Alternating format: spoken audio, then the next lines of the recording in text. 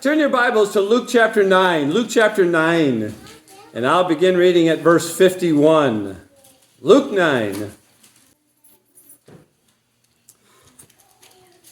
Now, it came to pass when the time had come for him, Jesus, to be received up, that he steadfastly set his face to go to Jerusalem. So, in other words, Jesus was going. Now, he couldn't make the trip just all at once. He had to stop from time to time to get some rest or even to sleep. And sent messengers before his face. They would scout out places along the route, especially that he could spend the night. And as they went, they entered a village of the Samaritans. And although most Jews would avoid that area entirely, Jesus never avoided that area. In fact, he did some of his best teaching to Samaritans to prepare for him. So they would stop in the city and inquire. They'd say, Jesus and those of us, his disciples, are with him, and we need a place to spend the night. Could we have permission to stay here? But they did not receive him. In other words, they said, no, we're not going to even open the gate of the city for you. Because Jesus' face was set for the journey to Jerusalem. In other words, we're just going to spend the night. That's all we have time to do. And when the people found out that Jesus was not going to remain and perhaps do some teaching and healing there, they just said, well, we're not interested in you staying here at all. Just go on your way. And when his disciples, James and John, saw this, and of course they were indignant. They couldn't believe. Don't these people know who they're dealing with? Don't they know the Son of God is here? How dare they refuse us? They said, Lord, do you want us to command fire to come down from heaven to consume them? Just as Elijah did. And they're referring back to an incident recorded in 2 Kings, the first chapter, where the wounded and very wicked king of Samaria sent several companies of 50 soldiers to arrest the prophet Elijah.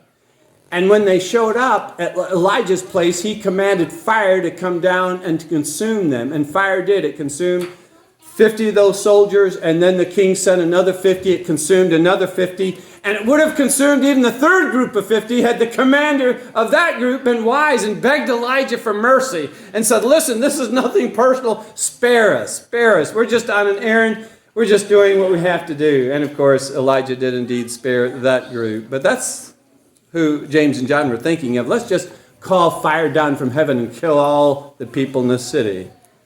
But, verse 55, Jesus, turned and rebuked them. It's like, how could you imagine doing such a thing? And some early manuscripts add the following. Now you'll find some translations don't have this, but many believe this was in the original. After he rebuked them and said, you do not know what manner of spirit you are of. For the Son of Man did not come to destroy men's lives, but to save them. And they went to another village. Now let me repeat those words from the end of verse 55. You do not know what manner of spirit you are. The word manner means behavior or conduct. The word spirit in this context would have to do with one's attitude or mindset. So what Jesus was trying to say, you don't know what attitude your behavior, your request is suggesting. And what attitude was it suggesting? An attitude of hatred. Because they literally said, let's call down fire from heaven and destroy every single one. Burn them alive. No wonder Jesus was so upset with them for making that suggestion. And that attitude, by the way, that hateful attitude, was in direct violation of everything Jesus stood for. Did you know in the heart of the Sermon on the Mount? In fact, this is considered by most to be the most challenging part. Jesus taught so contrary to that idea that James and John exhibited on that particular day. Let me read Matthew chapter 5, 43 and 44. You're familiar with most of this. Jesus said, you have heard that it was said, and I was going back to the law of Moses, you shall love your neighbor and hate your enemy, but I say to you, love your enemies Bless those who curse you. Do good to those who hate you. And pray for those, not for fire. Pray for mercy, kindness, good to those who spitefully use and persecute you. Well, my question is this. Why did James and John manifest such an attitude of hatred on that occasion? Well, the most obvious answer is anger. They were angry at the inhabitants of the city because they had the audacity to refuse to allow the Son of God to even come in to the city, just to get a little rest for a few hours. I said that's the most obvious answer. But was anger the real issue there? I mean, after all, didn't Jesus become angry at times? Oh, yes. Turn your Bibles, please, to John, the 2nd chapter. John chapter 2, the Gospel of John. And I'll begin reading at verse 13. This is one of two occasions where Jesus took some mighty drastic action in the temple. John 2:13 following. Now the Passover of the Jews was at hand, and Jesus went up to Jerusalem, and he found in the temple those who sold oxen and sheep and doves, and the money changers doing business. When he had made a whip of cords, he drove them all out of the temple with the sheep and the oxen, and poured out the changers' money, and overturned the tables. And he said to those who sold doves, "Take these things away. Do not make my Father's house a house of merchandise." And Jesus would later do the same thing as recorded in Matthew, the 21st chapter, near the end of his ministry. Now also turn your Bibles to Mark, the 3rd chapter. Mark chapter 3, and I'll begin reading at verse 1. Another example of Jesus' anger. And he, speaking of Jesus, entered the synagogue again, and a man was there who had a withered hand. And when Jesus saw someone like that, he had instant compassion. His heart went out to them. Just as the heart of you will go out to someone. You know, when Brenda and I think it was Friday on our way back, I saw a man, in fact, it was at the motel we stayed at in Princeton. He was coming out of the room, and I don't know if he'd had a horrible accident or it might have been a birth defect of some kind, but his body was, it's like it was shoved. The upper, from his neck, his body was shoved sideways, and then his feet. And he just walked. And my heart just went out to the guy. I thought, wow. And he could just barely walk. And I just wanted to cry. I said, "Hello, how are you doing?" "Yeah, I'm good." And he just walked very slowly. And I told Brenda, I said, wow, my heart goes out to someone like that. I don't know what caused him to be like that, but whatever it was, he's got to have a hard life. Jesus, when he saw people hurting, his heart just responded. Well, I continue. So they, that is the other Jews in the synagogue, watched him closely whether he would heal on the Sabbath. That was all their concern. Is he going to break the Sabbath law? So that they might accuse him. That's what they really wanted to do.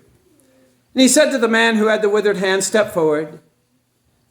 Then he said to them, those watching, "Is it lawful on the Sabbath to do good or to do evil? To save life or to kill?" But they kept silent. The most easy, obvious question perhaps Jesus ever asked. So easy. It's right on any day, Sabbath or any day, to do good. It's never right to kill, at least not in this context. And they wouldn't say a word. And when he had looked around at them with anger, Jesus was just burning inside, being grieved by the hardness of their hearts. He should have said to those people, "All of you, your hands are now withered. And how about your feet as well? Let's see you crawl back home." No. And he said to the man, "Stretch out your hand." And he stretched it out, and his hand was restored as whole as the other. Yes, Jesus did get angry, but just remember, his anger was aroused only, now listen, only by sin, cruelty, and injustice. Something that was really wrong. And it was always measured and controlled. Even when Jesus cleaned the temple out, he never sinned in doing that. Never did anything wrong. In fact, the only reason he was criticized by the Jewish leaders for doing it is because they knew what he did was right. And they knew what he did was something they should have done long ago, but didn't have the courage to do it. Besides, they were probably making a little money off of what was being sold there. So how dare Jesus do what we should have done? And then so their big question, because they couldn't say that's wrong. They couldn't say it. So they're just saying, well, who gave you the power? Where'd you get that authority to do what we really should be doing? Folks, Jesus' anger was always brief. He never allowed it to turn into bitterness. And when you take anger and hold it in, it will always end up in bitterness. You know, Jesus never held a grudge. Never. Never. It was always brief. And finally, his anger was always dictated by his Father's word and his Father's will. Yes, Jesus got angry. And speaking of Jesus, doesn't God get angry at times? Oh yes, far too many times. I can't even mention the references without reading them. It would take too long, but just a few. In Psalm 7, verse 11, David wrote, God is a just judge, and God is angry with the wicked every day, as well he should be. Jesus, in that great 3rd chapter of John 3:36, Jesus said, he who believes in the Son has everlasting life, and he who does not believe the Son shall not see life, but the wrath of God abides on him. Wrath is anger intensified. Oh yes, God gets angry. In Romans chapter 1, verse 18, Paul said the same thing in Colossians 3:6 and Ephesians 5:6. For the wrath of God is revealed from heaven against all, listen, ungodliness and unrighteousness of men who suppress the truth in unrighteousness. God gets very angry, but he always has a good reason for it. And his anger is markedly different from ours. In Psalm 78:38, I love this. This is how David describes the anger of God and how he restrains it. David said, but he, being full of compassion, forgave he's speaking of the ancient Israelites and their rebellions, many rebellions, forgave their iniquity and did not destroy them. Yes, many times he turned his anger away and did not stir up all his wrath. God's wrath was always under control. And moreover, let me just add that the Bible does give us permission to get angry. Ephesians chapter 4, verse 26 begins with those two words, be angry. There are reasons to get angry. At the same reasons God is angry. At the same reasons Jesus became angry. When there is injustice, sin, ungodliness, cruelty, hypocrisy. We have a right to be angry and should be angry. But let's read the whole verse, Ephesians 4:26. Be angry and do not sin. Don't ever allow your anger to cause you to say or do something that would be ungodly. And do not let the sun go down on your wrath. If you end a day and you feel a lot of anger, you need to pray, God, I do not want to go to sleep with this anger. Please, please help me with it. We'll talk more about that later on in the series.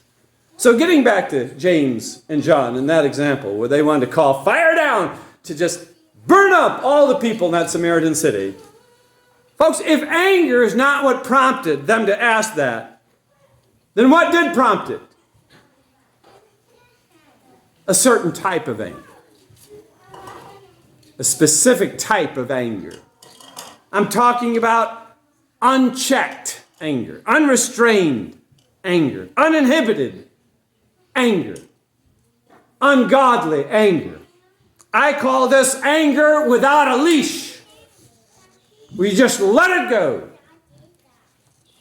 As many of you know, some perhaps by personal experience, when someone has a dog that is a dog that tends to bite and you let him off the leash, you know how much hurt and pain and even death such a dog is capable of. And so is anger off the leash. Speaking of which, let me give you a date, see if any of you remember what happened. The date was May 18th, almost 41 years ago. May 18th, 1980. And if you remember, you have a better memory than me. That was the day that Mount St. Helens erupted. That was then, and I believe still to this day, the most destructive volcano eruption in United States history. When it erupted, it released 24 megatons. A megaton is equivalent to 1,000 tons of TNT. 1,000 tons of TNT.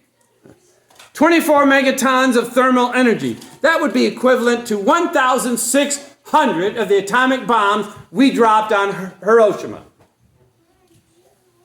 The ash cloud from that eruption rose to 80,000 feet in the atmosphere. Do you know how high 80,000 feet is? That's 35,000 feet above the maximum altitude of a commercial jet airliner. 80,000 feet. According to the United States Geological Survey, 57 people and hundreds of thousands of animals were killed. Property damage reached, in our current dollars, over $4 billion. Air traffic over the Northwest was shut down for days. More than 200 homes. And you have to realize that area of Mount St. Helens is not a densely populated area. Not at all. And yet more than 200 homes were destroyed. More than 185 miles of roads and 15 miles of railways were destroyed. So much ash fell into the surrounding area that ships in the Columbia River were trapped by this huge layer of mud ash that was on top of the water. It was trying to go through mud, navigate through mud, which ships do not do very well. But what I really want you to think about was the cause of that volcano eruption. The volcano sits on two continental plates that are up against each other and collide. They're actually slowly colliding. The resulting friction creates tremendous heat and pressure below the surface. I want you to try this, unless you have arthritis. If you have arthritis, don't do it. If you have two fairly healthy hands, I want you to rub them together, just like this, except I want you to increase the pressure, press harder and harder, rub faster and faster. If you do it correctly, do you feel the heat? You can produce an amazing amount of heat just with your hands. Now, think about this. Think about increasing that heat, that pressure, by 2 trillion times. 2 trillion times, that's 2,000 billion times more than what you just produced. And you'll get an idea of the pressure and heat caused by those colliding plates. And the pressure forced the superheated magma, which was just beneath Mount St. Helens, upwards. Now, most volcanoes serve as pressure relief valves, where they're not so much erupting, but there's constant lava bursting forth, there's clouds going up, and that actually relieves a lot of that pressure. But unfortunately, Mount St. Helens was plugged up by a thick layer of hardened lava. And when those internal pressures became too great, and they knew months beforehand that that pressure was building. There's many warning signs that an eruption was virtually imminent. Well, something had to give. And it did. Mount St. Helens not only blew its top, it blew its side out as well, which made it even more dangerous. The explosion destroyed much of the mountain. In fact, the mountain lost 1,314 feet of height after the eruption. That very rarely occurs with a volcano eruption, that it destroys that much of the mountain itself. Now, I say that because Mount St. Helens is an appropriate metaphor for unrestrained anger.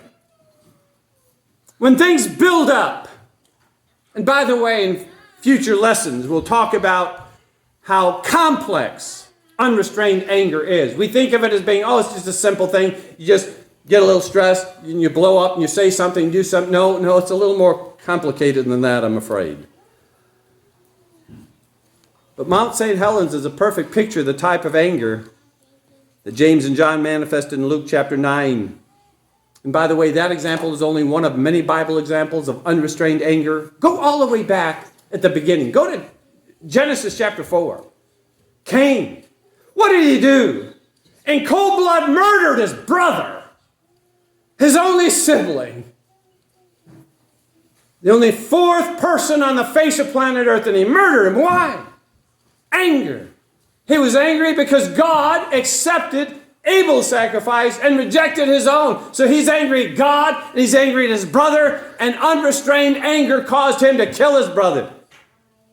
And later he would suffer for the rest of his life the consequence of that little outburst or gigantic outburst. You know, in Genesis 34, it tells us about two brothers, two of Jacob's sons, Levi and Simeon, who wiped out a city because one man from that city raped their sister, Dinah. And so they decided to kill all the males, hundreds of males in that city, just because they could not restrain their anger. In Numbers chapter 20, Moses forfeited the opportunity, his ticket into the promised land, because of unrestrained anger at the Jews, causing him to disobey God when God said, I want you to speak to this rock to bring water forth.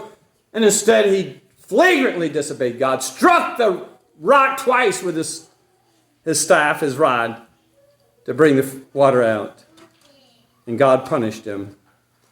In 1 Samuel 18, King Saul, in a rage, tried to impale David, maybe his most faithful servant, with a spear. On several occasions. In fact, even Saul tried to kill his own son Jonathan when Jonathan was trying to defend David, tried to impale him, stick him to a wall with a spear. Unrestrained anger. 2 Samuel 13, Absalom ordered the killing of his half-brother Amnon because he'd raped his sister Tamar. Many, many other examples. Unrestrained anger. And there's countless modern-day examples. Just recently, on Tuesday, March the 16th, 8 people in the Atlanta area, including 6 Asian women, were murdered due to racially motivated anger. The following Monday, a Syrian immigrant allegedly shot and killed 10 people at a supermarket in Boulder, Colorado, out of anger. The January 6th riots at our capital, motivated by anger, led to 5 deaths, 140 injuries, and 324 arrests. Did you know that over half of all the murders in the United States are committed by people who know the victim? Over half of all murders, and the vast majority of those murders take place out of anger. Somebody just gets mad and takes not just the law, but everything into their own hands. Approximately 6 million wives annually in the United States are beaten by angry husbands. 10 million children are beaten annually to the point of abuse by angry mothers or fathers. Road rage incidents over the past 20 years have resulted in hundreds of deaths, thousands of injuries, and as many as 100,000 automobile accidents. People who just can't restrain their rage when someone cuts them off or does something on the road that they don't approve of. And we've heard in the last couple of years about air rage, where people on commercial jetliners become mad at a stewardess or a fellow passenger, some of them to the point of committing acts of violence, some of them actually trying to kill a fellow passenger or a stewardess, some of them, or flight attendant, I guess they're called these days, some of them have actually tried to disable planes to make them come down, crash, because they're upset with someone aboard the plane. Unrestrained anger causes all of this. I know this is heavy, so let me lighten it up for just a moment. Maybe you've heard about the passenger who boarded a plane in Los Angeles. It was a plane going eventually to New York City. Well, this passenger only meant to go to the halfway point in Dallas. So he told the stewardess, the flight attendant, I'm sorry. He said, now please, when we land in Dallas for the quick stop, just wake me up. Because when I sleep very heavily. So wake me up, make sure I get off the plane in Dallas. I've got to get off the plane. I've got an urgent appointment, and there's a lot of money riding on this. So she assured him, yes, I'll wake you up. I'll make sure you get off the plane in Dallas. Well, the passenger woke up nearly 8 hours later in New York City. Ooh. Well, so furious, he bolted at the flight attendant. Now, he didn't do anything, but he gave her a piece of his mind, what little he had left. And he demanded an explanation. He said, don't you know now I've got to fly back to Dallas. It's going to cost me money. I may have lost an account, which could be worth over $100,000 in profit to me because of your mistake. And he stomped off the plane in anger. Well, another flight attendant told the first, she said, boy, was he mad. And the first attendant said, well, if you think he was mad, you should have seen the guy that I woke up in Dallas and forced off the plane. Well, unrestrained anger is a major problem in the United States. Some have called it the #1 addiction. I had never thought about that before until I was reading an article recently. Do you know many use unrestrained anger as an outlet to relax, to de-stress? Can you believe that? One man, and I quote, said, I always feel better after I scream at my wife and children. Makes him feel better. And that's not an isolated occurrence. And as you know, and I know, Christians are not immune. We're not immune at all. Certain things push my anger buttons. I mentioned at the conclusion of our service this morning, when I'm on my way to Myrtle Beach in the car, and I'm trying to get there as fast as I can, and just as a crucial juncture where you're on a main interstate, and then there's 3 or 4 exits like right in a row, and suddenly the GPS decides, oh, I don't want to help you. And you ended up taking the wrong exit, which adds 40 minutes to the trip. It gets to me a little bit. Well, how about, something I don't know if any of you can identify? Have you ever stood in an express checkout lane that took twice as long as the traditional lanes, or price scanners that just don't scan very well, or those plastic bags that just don't always open? Well, I'll tell you what, or grocery carts that have a mind of their own. I mean, they'll go left when you want to go right, and you're running into people, especially when that's the only cart left and you have no choice but to use it. Oh, I'll tell you what, some of you can identify. I don't know if they finished all the renovations to Myers, but trying to find certain products in some of those stores undergoing the renovation. Well, we're going to talk a lot about anger. We're going to talk about the types of anger, the common causes, the negative impact on our own bodies. Mostly we'll talk about what the Bible says about anger and how every Christian can learn to restrain anger at the worst possible time, but how we can learn to restrain it and handle our anger in a godly manner. And there are ways to do that. But I will say this, it's not a one-shot fix. If you struggle with anger, and I do, I'll confess I do, it will take time, but there's a way. Someone might say, well, okay, yeah, unrestrained anger, sure, we need to hear about it, but do you really need to preach a series on it? I believe the answer is yes, because of something Jesus said. Going back to the Sermon on the Mount, I'm reading from Matthew chapter 5, verse 22. Now listen carefully. Jesus said, whoever is angry with his brother without a cause. Now, I want you to understand, in the context of the sermon, a cause means a cause justifiable by God's law, not by your personal preferences or how I want things to be, shall be in danger of the judgment. Paul said in Colossians 3, verse 8, but now you are to put off all these: anger, Now, Paul would also say, be angry, and of course, do not sin. But what he's talking about here is unrestrained anger. Put that off. And wrath, which is intensified anger. And malice, which is anger with a plan to bring harm to the person that we're angry at. Blasphemy, filthy language out of your mouth. In James chapter 1, and we'll talk more about verse 20. We'll have a lot to say about verse 20. James chapter 1, 19 and 20. In fact, we'll have a lot to say about both of these verses in upcoming lessons. So then, my beloved brethren, let every man be swift to hear, slow to speak, slow to wrath. For the wrath of man, this is intensified anger. And in this case, unrestrained anger does not produce the righteousness of God. It will always do just the opposite of what God would have done. Well, I hope the series will help. I want to close. This is a great invitation with a story about one of the victims of the Mount St. Helens eruption. His name, believed it or not, was Harry Truman, not related to the former president. Harry Randall Truman was age 83. Notice I said was. Months prior to the eruption, there were numerous geological indications indicating that an eruption was quite possible, in fact, virtually imminent.